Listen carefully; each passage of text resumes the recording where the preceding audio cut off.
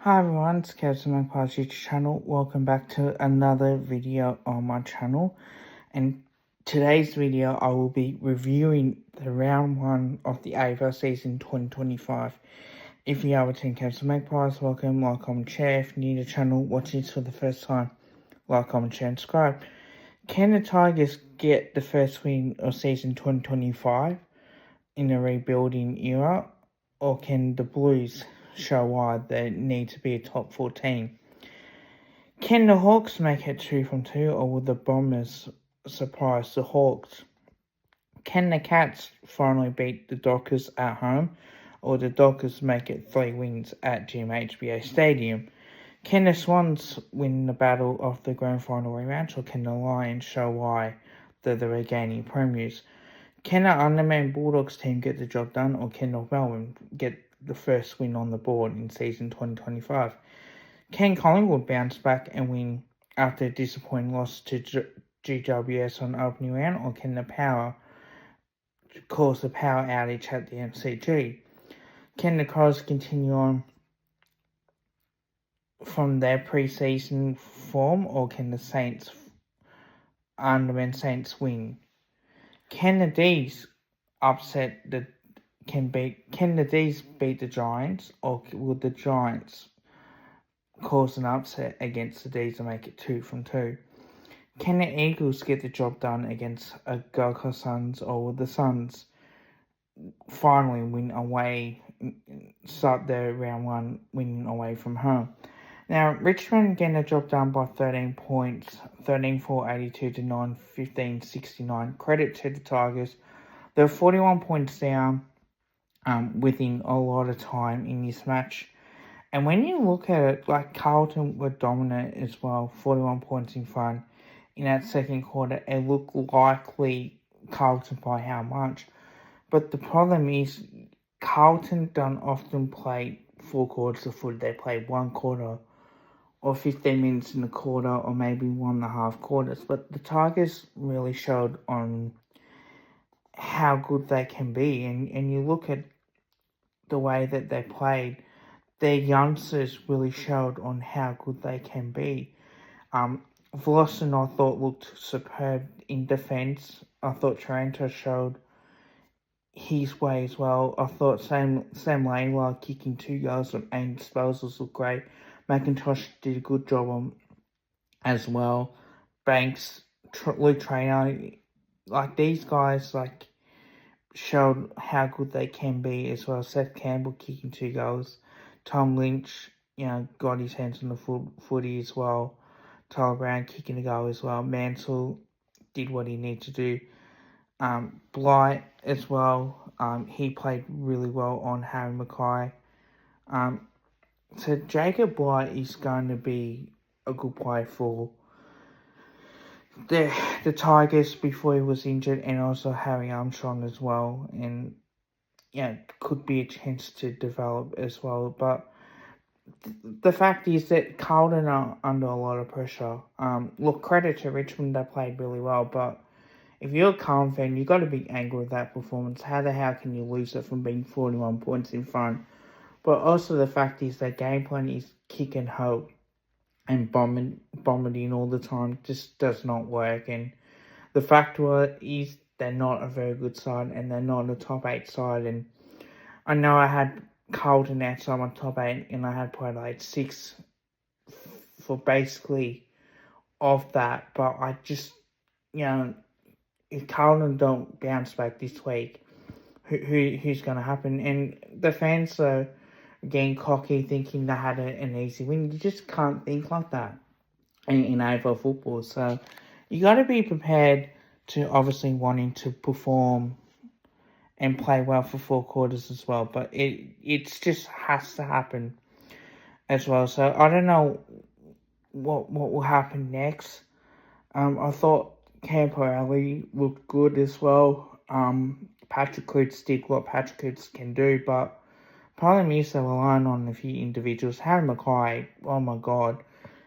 To get beaten by a first game player is embarrassing.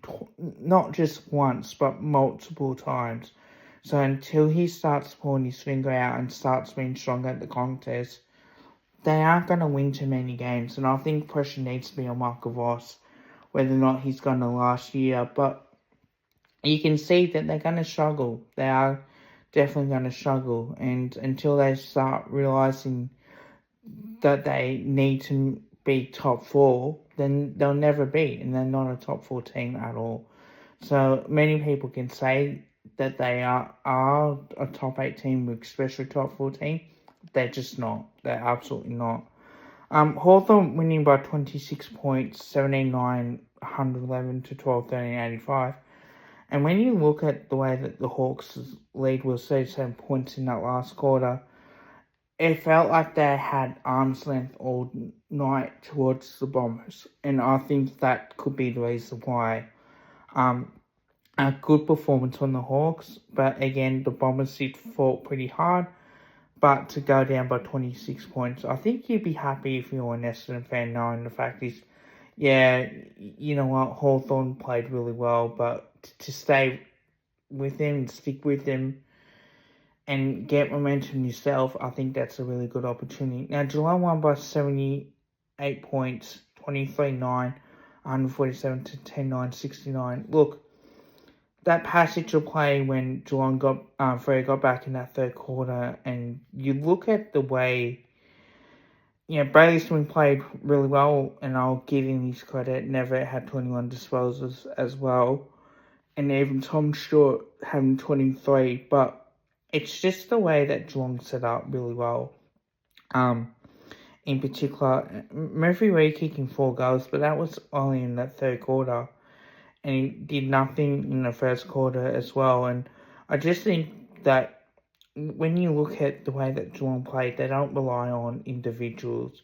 They rely on their depth players to really help out. And it was good to see Sam DeConey having 18 hitouts, 25 disposals, 1 goal straight. You see a consistent play? No, not really. But if he continues to show off his form, why not? Jeremy Cameron kicking 4 goals, 1. You more likely get him in the Supercoach team because of the way he plays as well. So yeah, it's really looking good for Geelong. They start off the season well. Big game against the Saints at Marvel Stadium, in which St Kilda play really well against Geelong there as well. So I'm really looking forward to seeing what happens out of that. The Brisbane Lions getting a job done by 4 points, 12-14, 86, 12-10, 82 now. I don't think it was a chug at all. I do think that it was very tight. Yes, Sydney did lead by 23 points in the first quarter, but having said that, it was a pretty good contest, and I thought Brisbane well deserved on the win. We're gaining premiers. Sydney are on to. Is there a little bit of concern? Yes, but there's a fair bit of injuries and suspension obviously coming out of it, so you just never know what is going to happen. Now, the Bulldogs won by 16 points, 17-11, 113 to 14, 13, 97. Look, it's not the biggest concern. Look, I know I can understand why some people in the media will go, it's a little bit concerned because North Melbourne need to start winning. Is the hype there? Look, I think if they win 5 or 7 games, I think they'll be alright. But I think, to lose to an undermanned Bulldogs team, you probably should not be losing that. Credit to the Bulldogs, they played really well. Got my team on Friday night footy, which I will be there for. So, I'm looking forward to it at the MCG. It's a Bulldogs home game celebrating 100 years, but I really do think that this is an opportunity for North Melbourne to get the job done. Unfortunately, they just couldn't, and Bulldogs played really well, so they just couldn't do enough. I do hope one of the youngsters is okay. Clary, hopefully everything's all good with him as well, and obviously Brendan Stavage for Brisbane as well. He's suffered concussion as well. Collingwood defeated Port Adelaide by 91 points, 21-10, 136, 69, 45. Now, Jack Lacush kicked the first goal of the game, and since then it was all Collingwood. And especially after halftime, especially the way that we played, our third quarter, we absolutely blitzed them. And even in the last quarter, we blitzed them as well. And just beat Port Adelaide and respond like that, there is a little bit of concern on Port Adelaide, but they'll bounce back. They'll bounce back against Richmond. I've got no doubt on that. I thought McStay played really well. Tim Embry played really well. Even Josh Dacos played well. Chris, particular side bottom. Brazzy played well for Port, but I think he was the only one. I think mainly for Collingwood, you see the difference in that. But it was tough to do votes for Collingwood players, and I'm having like a as a recognition to on which Collingwood players done well throughout the year. So I'm gonna keep an eye on that. I thought Houston played really well against his old team as well. Nick Dacos had 26 disposals and had a lot more score involvements. And even you got to give credit to Ned Long. He played really, really well with that. And yeah, you got to give Marchek kicking 3, Alec kicking 2 as well. Brendan Maynard kicking 2 particular.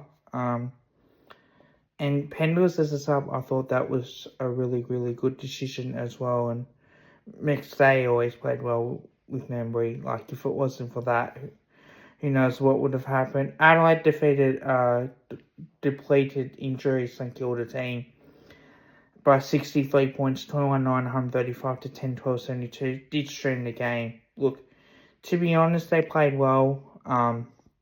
Did what they need to do. The Adelaide Crows, but they dominated from the start and they played pretty much 4 quarters of footy. So you can't really say that they didn't. But having said that too, credit to the Adelaide Crows. St Kilda have injuries, so I think they'll be alright in particular. So it should be very interesting indeed. The Giants won by 3 points. 11-11 77 to 11-8 74. Now, well, Melbourne did dominate a fair bit out of this game, but Lockie Keith kicking the match winner, it is so hard to kick that, so hard to kick that goal and do what they do. Tom Green did well. Even Max Gorn played really well. Salem played really well. Lockie Whitfield had 34. Tom Green had 35 as well. I did get rid of him. Look, the Giants got the bye this week with the Gold Coast Suns, so there's not much that you can say about Petrarca again. Loving football. 2 goals, 27 disposals. I thought he played really well. And good to see the fact is that Melbourne have found a few players that can play well. So they nearly had it. I don't think it's a concern, but you definitely see later on as well.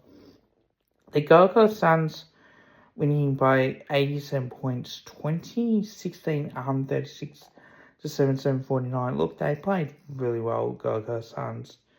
Listening to on commentary while streaming the Melbourne United game, and I thought that was a really good performance. Ben King kicking 6 goals. Got to give him credit. Noah Anderson had 36 as well, 30 to Rao. Ben King probably does deserve votes the way that he played.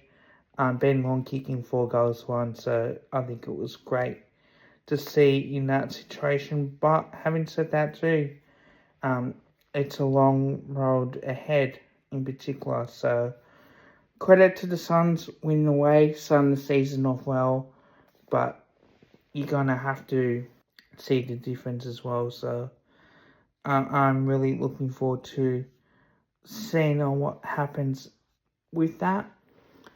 So, there's a lot of question marks. Like I said, Carlton in particular, there's a lot of question marks on them. If they lose to Hawthorn, pressure's definitely on. But until then, you just never know. Obviously, big game next week. Content coming up tremendously. Don't forget to drop a like. Also drop a sub as well. Till next time. Bye for now.